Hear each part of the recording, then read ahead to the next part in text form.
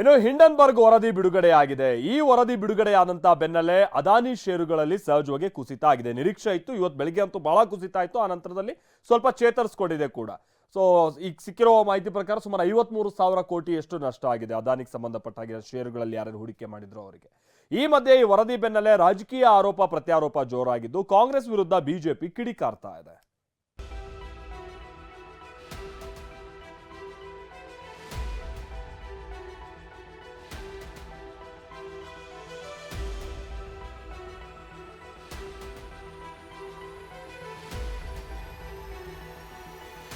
Hindenburg ವರದಿ ಬೆನ್ನಲ್ಲೇ ಅದಾನಿ ಷೇರುಗಳಲ್ಲಿ ಕುಸಿತ. ಅಮೆರಿಕ ಮೂಲದ ಶಾರ್ಟ್ ಸೆಲ್ಲರ್ ಹಿಂಡನ್ಬರ್ಗ್ ರಿಸರ್ಚ್ನ ವರದಿಯ ಬಳಿಕ ಅದಾನಿ ಸಮೂಹಕ್ಕೆ ಮತ್ತೆ ಹೊಡೆತ ಬಿದ್ದಿದೆ. ಸೋಮವಾರ ಅದಾನಿ ಸಮೂಹಕ್ಕೆ ಸೇರಿದ ಬಹುತೇಕ ಷೇರುಗಳು ಕುಸಿದಿವೆ. ಈ ಹಿಂದೆ 2023ರ ಜನವರಿಯಲ್ಲೂ ಹಿಂಡನ್ಬರ್ಗ್ ವರದಿ ಹೊರಬಿದ್ದ ಬಳಿಕ ಅದಾನಿ ಸಂಸ್ಥೆ ನೆಲಕಚ್ಚಿತ್ತು. ಮತ್ತೊಮ್ಮೆ ಇಂತಹದ್ದೇ ಕುಸಿತಕ್ಕೆ ಸಾಕ್ಷಿಯಾಗಿವೆ.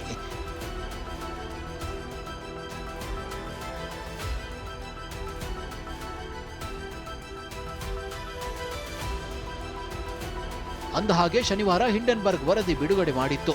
ಅದಾನಿ ಷೇರು ಹಗರಣದಲ್ಲಿ ಸೆಬಿ ಅಧ್ಯಕ್ಷೆ ಮಾಧವಿ ಬುಚ್ ಮತ್ತು ಅವರ ಪತಿ ಧವಲ್ ಬುಚ್ ಪಾತ್ರವಿರುವ ಬಗ್ಗೆ ಆರೋಪಿಸಲಾಗಿತ್ತು.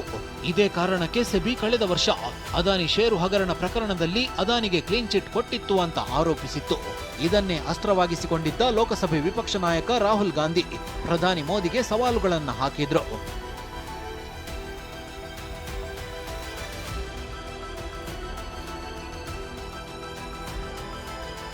The first, why has Chairperson Madhavi Butch not resigned?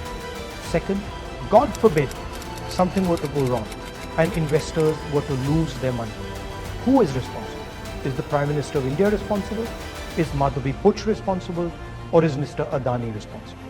ಹೀಗೆ ರಾಹುಲ್ ಗಾಂಧಿ ಹೂಡಿಕೆದಾರರು ಕಳೆದುಕೊಳ್ಳುವ ಹಣಕ್ಕೆ ಪ್ರಧಾನಿ ಮೋದಿ ಹೊಣೆ ಹೊರ್ತಾರಾ, ಮಾಧವಿ ಬುಚ್ ಅವರು ಜವಾಬ್ದಾರಿಯೇ ಅಥವಾ ಅದಾನಿ ಹೊಣೆ ಹೊರ್ತಾರಾ ಎಂದು ಪ್ರಶ್ನಿಸಿದ್ರು. ಇಂದು ಟ್ವೀಟ್ ಮಾಡಿರುವ ಕಾಂಗ್ರೆಸ್, ಪ್ರಧಾನಿ ಮೋದಿ ತಾವು ಮುಳುಗಿದರು, ತಮ್ಮ ಸ್ನೇಹಿತರಿಗಾಗಿ ಏನು ಬೇಕಾದ್ರೂ ಮಾಡೋಕೆ ಸಿದ್ಧ ಅಂತ ನೀರಿನಲ್ಲಿ ಅದಾನಿಯನ್ನ ಮೋದಿ ಹೊತ್ತುಕೊಂಡಿರುವ ರೀತಿ ಫೋಟೋ ಟ್ವೀಟ್ ಮಾಡಿದೆ.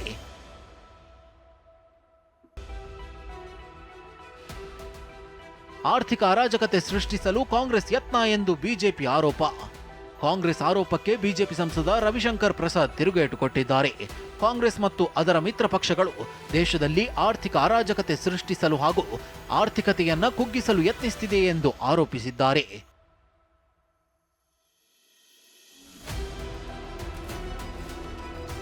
The Congress party, its allies and its closest allies, the Toolkit gang, have conspired together to usher in economic anarchy and instability in India. देश में आर्थिक अराजकता और आर्थिक अस्थिरता. ಹೂಡಿಕೆ ಮಾಡಿದ್ದು 2015ರಲ್ಲಿ ಸೆಬಿ ಅಧ್ಯಕ್ಷ ಆದ್ಮೇಲೆ ಅಲ್ಲ. ತಮ್ಮ ವಿರುದ್ಧದ ಆರೋಪಕ್ಕೆ ಮಾಧವಿ ಧವಲ್ ಬುಚ್ ಸ್ಪಷ್ಟನೆ.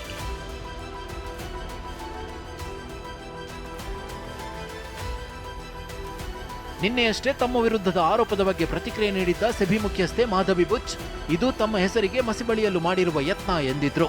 ಅಲ್ಲದೆ ತಮ್ಮ ವೃತ್ತಿ ಜೀವನ ತೆರೆದ ಪುಸ್ತಕ ಎಂದಿದ್ರು. ಇದೀಗ ತಮ್ಮ ಹೂಡಿಕೆಗಳ ಬಗ್ಗೆ ಪತಿ ಜೊತೆ ಪತ್ರಿಕಾ ಪ್ರಕಟಣೆ ನೀಡಿರುವ ಮಾಧವಿ ಬುಚ್, ತಮ್ಮ ಪತಿ ಧವಲ್ ಬುಚ್ 2015ರಲ್ಲಿ ಸಿಂಗಾಪುರದಲ್ಲಿ ಇದ್ದಾಗ ಮಾಡಿದ ಹೂಡಿಕೆ ಅದಾಗಿದೆ. ಸೆಬಿ ಅಧ್ಯಕ್ಷ ಆಗೋಕು 2 ವರ್ಷಗಳ ಮೊದಲು ಮಾಡಿದ ಹೂಡಿಕೆ ಅದು ಎಂದಿದ್ದಾರೆ.